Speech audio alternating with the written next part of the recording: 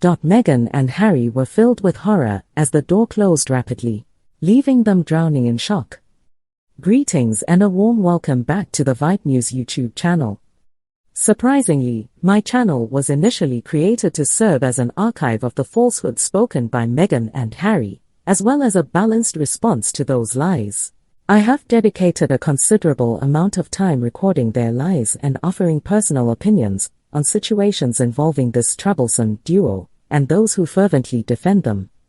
To be frank, it was the allegations of racism within the royal family that compelled me to establish this channel. As an American, it felt impossible to remain silent when lectured by fellow Americans about the supposed deep-rooted racism in the UK. While it is absurd to deny the existence of racism in any country, it is evident that the UK has its share, but it pales in comparison to the extent of racism in America, the very country Meghan and Harry sought refuge in. Initially, I found myself expressing viewpoints that differed from the majority. It seemed like I was among the few who were genuinely scrutinizing the lies spun by Meghan and Harry. However, thanks to their own actions, they have single-handedly destroyed their own credibility. Consequently, the majority of people worldwide now have a clear understanding of who these two individuals truly are. Every aspect involving them turns into a disaster, and even when they achieve what is considered a success, it comes at a high cost, further tarnishing their image. While Spare was a commercial success, Harry gained little from it aside from monetary compensation. The book has subjected both him and Meghan to ridicule and humiliation, providing an endless supply of material for comedians worldwide. The jokes practically write themselves.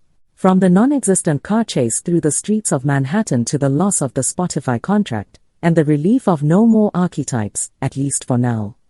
Their failure to secure trademarks has labeled them as grifters, appearing in courtrooms and responding to crucial questions with nothing more than "I don't know" or "ask my legal team."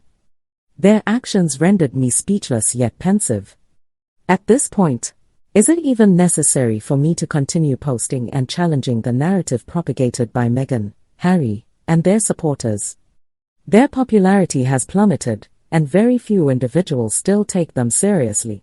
It was amusing to witness their supporters celebrating Meghan's association with WME as a victory for her.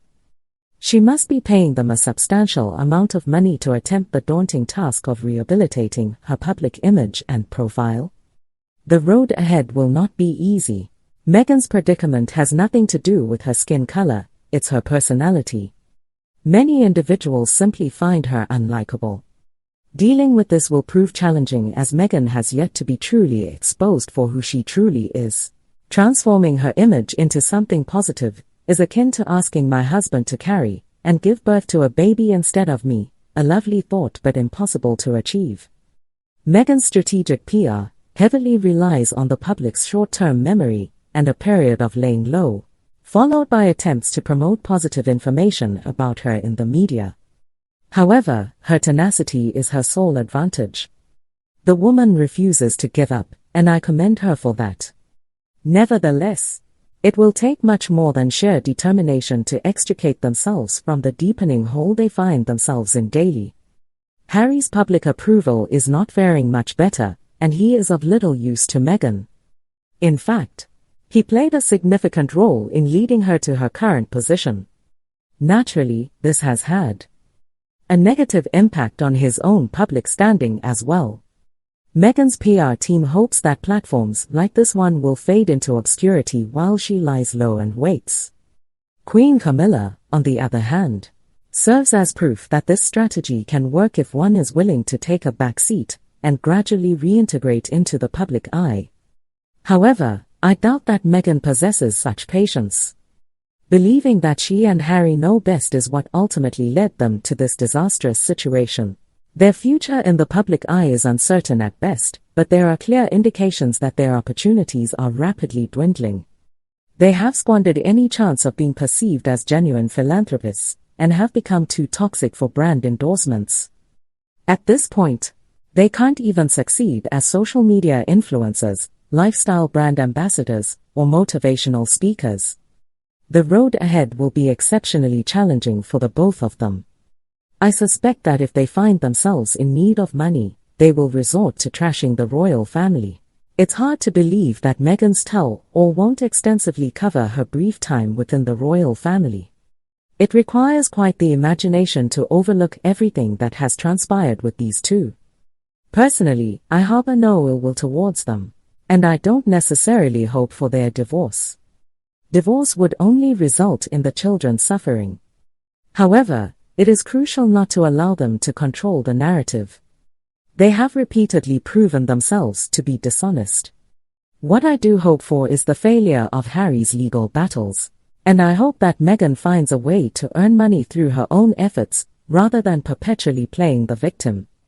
And in case the public's memory proves to be short, this YouTube channel and numerous others, far more successful than Meghan and Harry's lies, will serve as a reminder.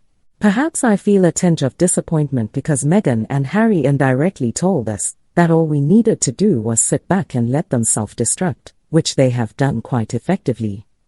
The royal family knew it was best not to say anything and simply let them implode. However, it's not yet time to discard the remains of Brand Sussex. It will resurface